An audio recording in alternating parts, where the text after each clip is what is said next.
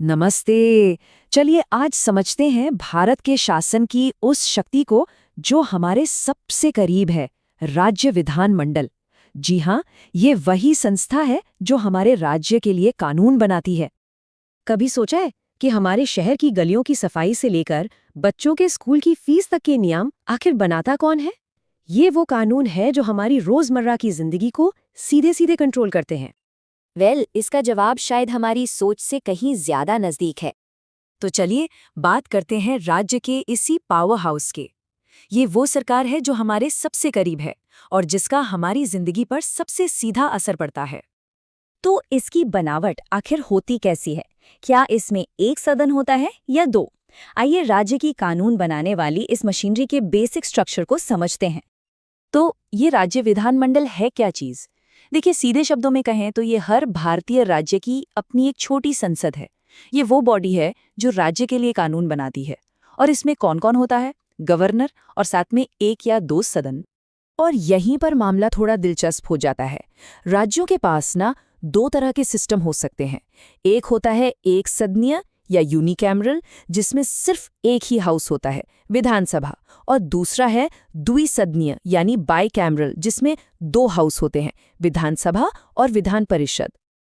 तो सवाल उठता है कि भाई इस दूसरे हाउस की जरूरत ही क्या है? देखिए, इसका सबसे बड़ा काम है विधानसभा से पास हुए बिलों को दोबारा चेक करना। एक तरह से ये एक सेफ्टी चेक है, ताकि जल्दबाजी में कोई गलत कानून न बन जाए। और तो और इसमें अक्सर अलग अलग फील्ड के एक्सपर्ट्स होते हैं, जिससे कानून और बेहतर बन पाते हैं। लेकिन एक बात जाननी जरूरी है, ये दो सदन वाला सिस्टम भारत के गिने चुने राज्यों में ही है।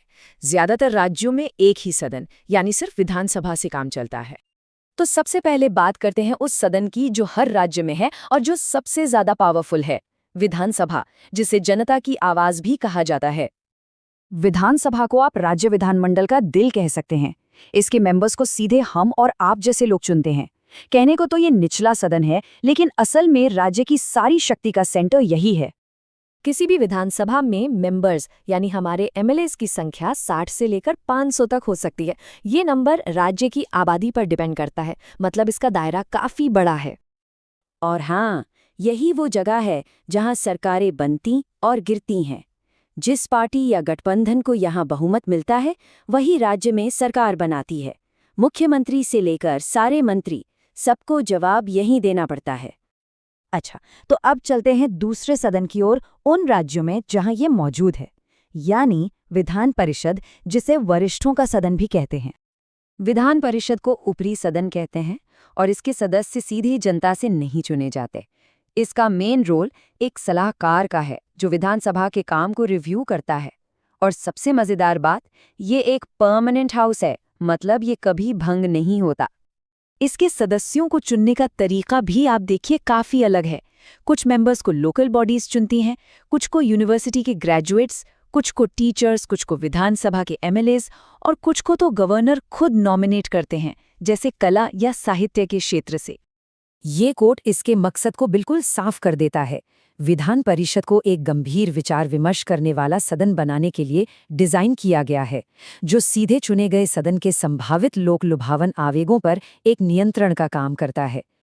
तो ठीक है, हमने ये तो समझ लिया कि इसका स्ट्रक्चर कैसा है, लेकिन असली सवाल तो अभी वही है, इन सब का हमारी रोजमर्रा की जिंदगी से आखिर लेना देना क्या है? इनकी सबसे पहली और सबसे बड़ी पावर है राज्य के लिए कानून बनाना। पब्लिक हेल्थ, पुलिस, ट्रांसपोर्ट, खेती, इन सब जरूरी चीजों पर कानून यहीं बनते हैं, जो हमारी जिंदगी पर सीधा असर डालते हैं। दूसरी बड़ी पावर है पैसे की, मतलब राज्य की तिजोरी की चाबी इन्हीं के पास होती है। सरकार 1 रुपया भी इनकी मर्जी के बिना खर्च नहीं कर सकती। राज्य का जो सालाना बजट होता है, वो यहीं से पास होता है। और तीसरी पावर है सरकार को जवाबदेह बनाना। विधायक मंत्रियों से तीखे सवाल पूछ सकते हैं, उनकी पॉलिसीज पर बहस कर सकते हैं और अगर जरूरत पड़े तो अविश्वास प्रस्ताव लाकर सरकार को हटा भी सकते हैं। तो असल जिंदगी में इन सब का क्या मतलब है? क्या ये सब सिर्फ किताबी बातें हैं? जरा सोचिए, हमारे इलाके में स्कूल और सड़कें तभी बनती हैं जब राज्य का बजट यहाँ से पास होता है। हमारी सुरक्षा के लिए लोकल पुलिस के नियम यहीं बनते हैं। हमें साफ पानी मिलेगा या नहीं, ये पॉलिसीज यहीं तय होती हैं। यहाँ तक कि राज्य के सरकारी अस्पताल भी इन्हीं के फैसलों से चलते हैं। तो बात सीधी सी है। नेशनल पॉलिटिक्स की बड़ी बड़ी हेडलाइंस के पीछे ये विधानमंडल चुपचाप हमारी जिंदगी की कहानी लिख रहे हैं।